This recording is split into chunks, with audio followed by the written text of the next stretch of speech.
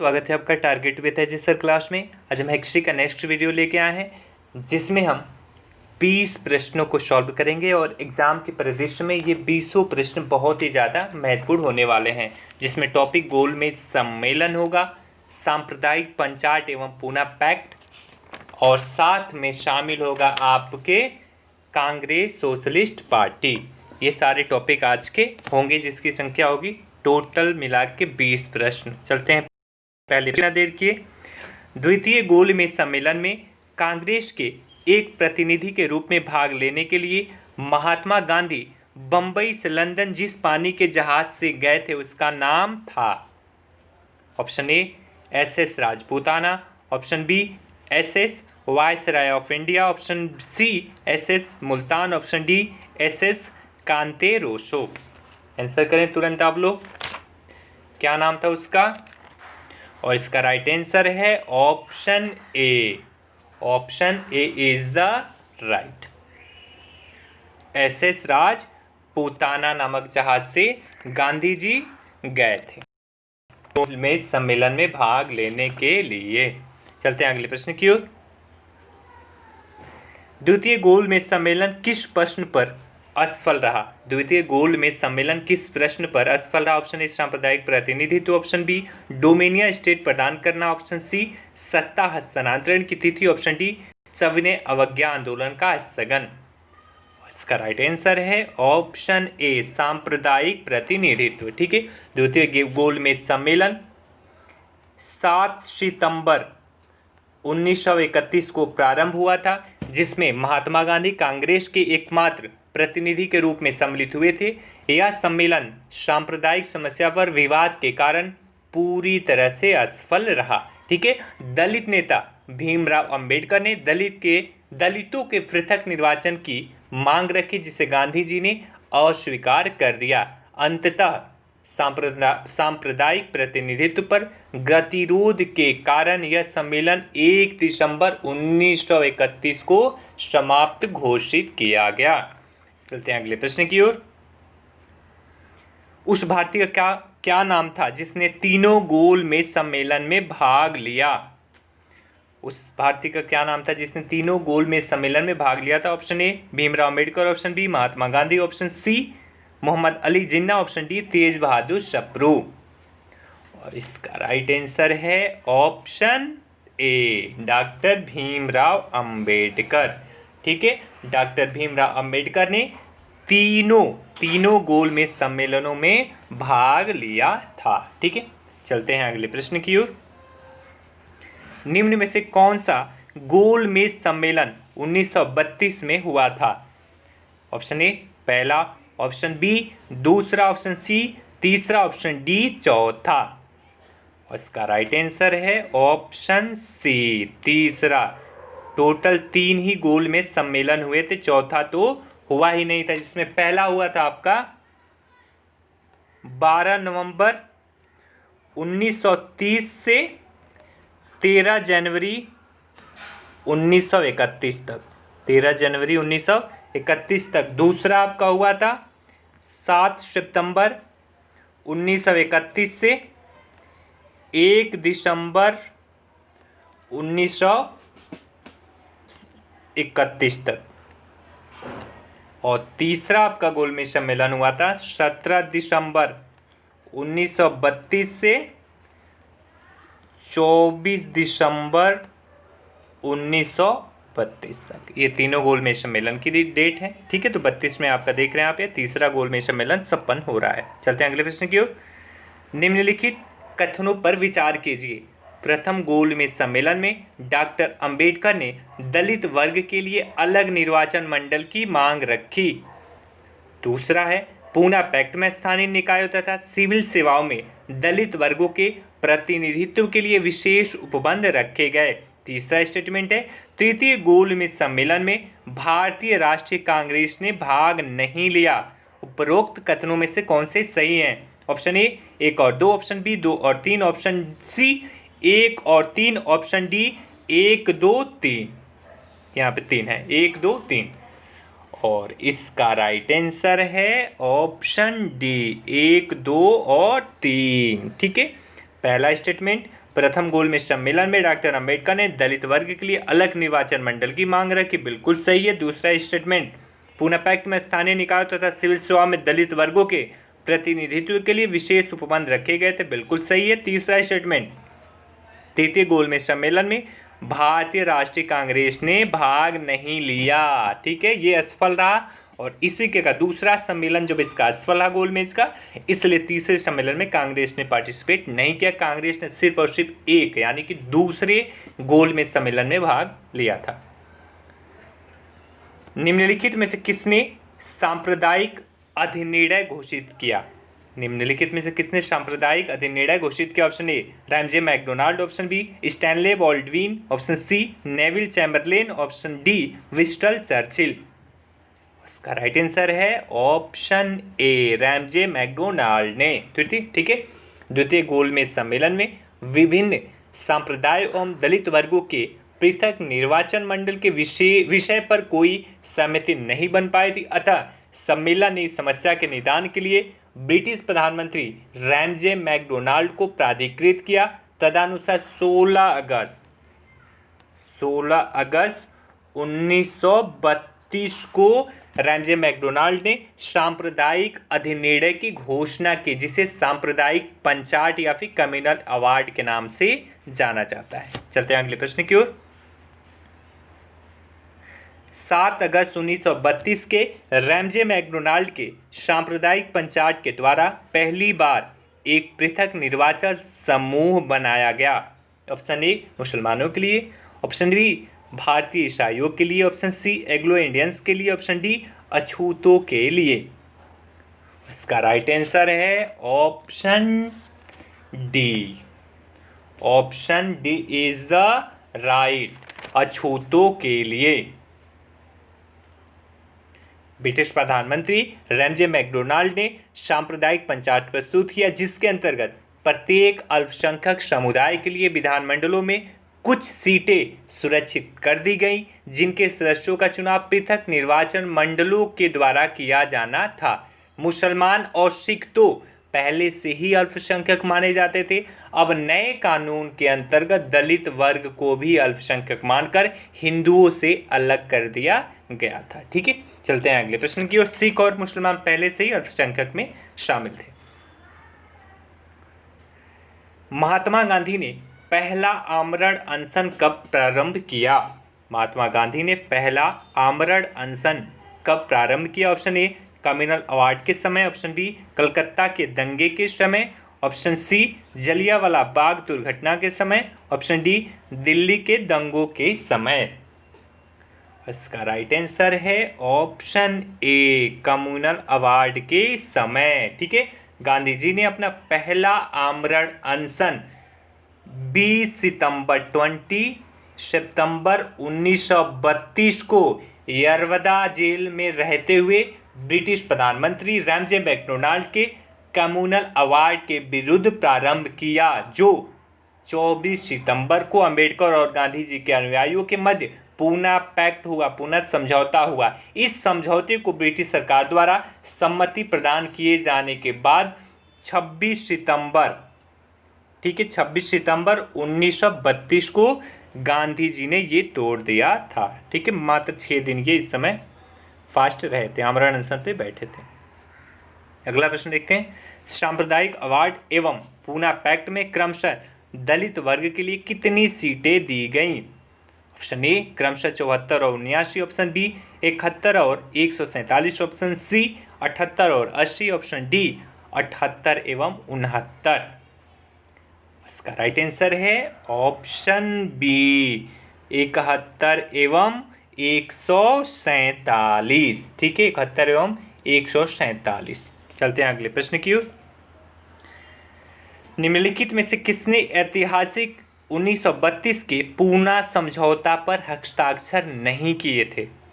Option A Bhimrao Ambedkar, option B Madan Mohan Malviya, option C Rajagopalachari, option D M.K. Gandhi. महत्वपूर्ण प्रश्न है, गलत आंसर होने की संभावना है, तो ध्यान से आंसर दीजिएगा। और इसका राइट आंसर है ऑप्शन डी M.K. गांधी। ठीक है, 24 सितंबर 1932 दिन शनिवार को सायं 5 बजे पूना समझौता हस्ताक्षरित हुआ? दलित वर्ग की ओर से डॉक्टर अंबेडकर ने तथा हिंदू जाति की ओर से पंडित मदन मोहन मालवीय ने इस पर हस्ताक्षर किए थे। बाकी सी राजा गोपालाचारी ने भी इस पर हस्ताक्षर किया था। ठीक है, चलते हैं अगले प्रश्न की ओर।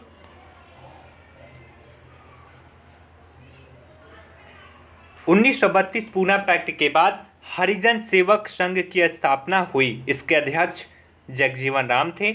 ऑप्शन बी घनश्याम दास बिड़ला थे। ऑप्शन सी बी.आर. अंबेडकर थे। ऑप्शन डी अमृतलाल थे। इसका राइट आंसर है ऑप्शन बी, घनश्याम दास बिड़ला थे। ठीक है, पूना समझौता 1932 के बाद महात्मा गांधी की रुचि सविनय अवज्ञा आंदोलन में नहीं रही। अब वह पूरी तरह से अस्पृश्यता विरोधी आंदोलन में रुचि लेने लगे तथा इस प्रकार अखिल भारतीय अस्पृश्यता विरोधी लीग की स्थापना की, जिसका नाम परिवर्तित कर हरिजन सेवक संघ बाद में कर दिया गया। घनश्याम दास बिड़ला पहले अध्यक्ष इसके बने थे। चलते हैं अगले प्रश्न की ओर। अखिल भारतीय हरिजन संघ की स्थापना किसने की थी? Option A Mahatma Gandhi. Option B doctor Bhimrao Ambedkar. Option C Narayana Guru और ऑप्शन डी है विवेकानंद। और इसका राइट आंसर है ऑप्शन ए, महात्मा गांधी। ठीक है, राष्ट्रपिता महात्मा गांधी ने अखिल भारतीय हरिजन संघ या हरिजन सेवा संघ की स्थापना वर्ष 1932 में की थी। वर्ष 1933 में उन्होंने साप्ताहिक हरिजन नामक पत्रिका का भी प्रकाशन किया। ठीक है, चलते हैं अगले प्रश्न की ओर। दलित वर्गों का संघ स्थापित किया गया था। दलित वर्गों का संघ स्थापित किया गया था। Option A doctor VR. Ambedkar द्वारा। ऑप्शन बी बाबू जगजीवन राम द्वारा। Option C N S. काजरोलकर द्वारा। ऑप्शन डी महात्मा ज्योतिबा फूले द्वारा। इसका राइट आंसर है ऑप्शन बी, बाबू जगजीवन राम के द्वारा। ठीक है, दलित वर्गों का संघ की स्थापना बाबू जगजीवन राम ने की थी। ठीक है, चलते हैं अगले प्रश्न की ओर। निम्नलिखित में से किसने कहा था महात्मा गांधी क्षणिक भूत की भांति धूल उठाते हैं लेकिन अस्तर नहीं? Option A doctor VR. Ambedkar. Option B M A. Jinnah. Option C V D. Savarkar. Option D उपरोक्त में से कोई नहीं। महात्मा गांधी क्षणिक भूत की भांति धूल उठाते हैं लेकिन अस्तर नहीं, ये बात किसने कही थी? महत्वपूर्ण प्रश्न, कई बार पूछा गया है। इसका राइट आंसर है option A, doctor Bhimrao Ambedkar. ठीक है, 14 अगस्त 1931 को बंबई में महात्मा गांधी से वार्ता के दौरान डॉक्टर वी.आर. अंबेडकर ने कहा था, इतिहास बताता है कि महात्मा क्षणिक भूत की भांति धूल उठाते हैं लेकिन अस्तर नहीं उठाते। कब कहते? 14 अगस्त 1931 को। ठीक है, 14 अगस्त 1931 को गांधी वी.आर. अंबेडकर ने ये बात कही थी गांधी जी के लिए। चलते हैं अगले प्रश्न की ओर। कांग्रेस सोशलिस्ट पार्टी की पहली बैठक हुई। ऑप्शन ए दिल्ली में। ऑप्शन बी नासिक में। ऑप्शन सी पटना में। ऑप्शन डी लाहौर में। इसका राइट आंसर है ऑप्शन सी, पटना में। ठीक है, मई 1934 में पटना में कांग्रेस समिति की बैठक के दौरान इन सदस्यों की एक अलग बैठक हुई जिसमें all India Congress socialist party की स्थापना को औपचारिक मान्यता दी गई तथा अक्टूबर से नवंबर 1934 के दौरान बंबई में इसकी नीतियां एवं कार्य प्रणालियां तय की गई। ठीक है, तो इसकी पहली जो बैठक हुई वो हुई थी पटना में। चलते हैं अगले प्रश्न की ओर। निम्नलिखित में से कौन कांग्रेस समाजवादी दल का प्रमुख नेता था? Option A M.N.. Roy. Option B Ganesh Shankar Vidyarthi. Option C Pattabhi Sitaramayya. ठीक है, सॉरी ये पट्टाभी नहीं है। ठीक है, पट्टम ताड़ू पिल्लै। Option D Acharya Narendra Dev. ठीक है, option A M.N.. Roy. Option B Ganesh Shankar Vidyarthi. Option C Pattom Thanu Pillai. Option D Acharya Narendra Dev. और इसका राइट आंसर है ऑप्शन डी। ठीक है, कांग्रेस समाजवादी दल का गठन जो हुआ था 1934 में हुआ था। ठीक है, और आचार्य नरेंद्र देव इसके प्रमुख नेता थे। आचार्य नरेंद्र देव। अगले प्रश्न की ओर चलते हैं। वर्ष 1934 में पटना में अखिल भारतीय कांग्रेस समाजवादी पार्टी का संयोजक कौन था? Option A Acharya Narendra Dev, option B Achyut Patwardhan, option C Jayaprakash Narayan, option D doctor Ram Manohar Lohia. और इसका राइट आंसर है ऑप्शन सी जयप्रकाश नारायण। ठीक है, वर्ष 1934 में पटना में अखिल भारतीय कांग्रेस समाजवादी पार्टी का संयोजक जयप्रकाश नारायण थे। ठीक है, चलते हैं अगले प्रश्न की ओर। वर्ष 1934 में कांग्रेस समाजवादी पार्टी का गठन किया गया था द्वारा किसके द्वारा? ऑप्शन ए जयप्रकाश नारायण एवं जवाहरलाल नेहरू, ऑप्शन बी जयप्रकाश नारायण एवं आचार्य नरेंद्र देव, ऑप्शन सी जयप्रकाश नारायण एवं सुभाष चंद्र बोस, ऑप्शन डी सुभाष चंद्र बोस एवं जवाहरलाल नेहरू के द्वारा। और इसका राइट आंसर है ऑप्शन बी जयप्रकाश नारायण एवं आचार्य देव, और भी लोग इसमें शामिल थे जिसमें योगेंद्र शुक्ला, मीनू मसानी,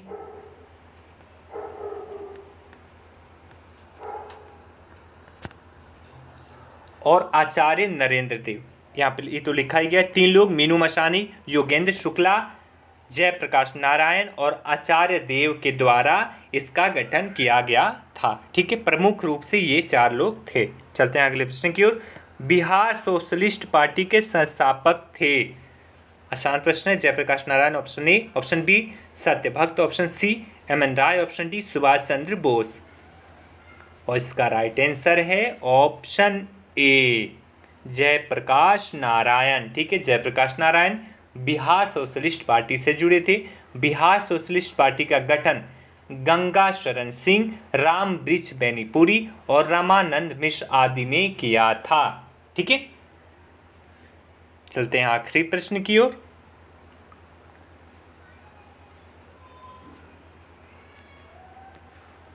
जयप्रकाश नारायण दिवस मनाया गया। जयप्रकाश नारायण दिवस मनाया जाता है, आप लिख सकते हैं यहाँ पे। ऑप्शन ए जनवरी 1946 में, ऑप्शन बी फरवरी 1946 में, ऑप्शन सी मार्च 1946 में, ऑप्शन डी अप्रैल 1946 में। और इसका राइट आंसर है ऑप्शन डी मार्च 1946 में। ठीक है, अप्रैल 1946 में जयप्रकाश नारायण की रिहाई के लिए जयप्रकाश दिवस मनाया गया। ठीक है, पटना के बांकीपुर मैदान में एक जनसभा हुई जिसमें राजनीतिक बंदियों को जेल में रखने की सरकारी नीति की आलोचना तथा जयप्रकाश की रिहाई की मांग की गई थी। ठीक है, ये आपके 20 प्रश्न थे, आंसर हो गए। सारे प्रश्न बहुत महत्वपूर्ण हैं और ये कई बार पूछे गए हैं और फ्यूचर में भी इनके आने की संभावना बहुत ज़्यादा है, क्योंकि कई सारे प्रश्न इसी में इधर उधर करके आ जाते हैं। तो अगर ये सब कुछ आपका तैयार है तो कम्प्लीटली आप सोच सकते हैं कि पीटी में कोई दिक्कत नहीं होने वाली है। ये कल का टॉपिक देख लीजिए। सॉरी, टॉपिक कल का यहाँ पे गलत लिख दिया गया है, टॉपिक एक्चुअली ये नहीं है। प्रांतीय चुनाव और मंत्रिमंडल का गठन, यानी 1937 का प्रांतीय चुनाव एवं मंत्रिमंडल का गठन कल के प्रश्न में शामिल होगा। और त्रिपुरी संकट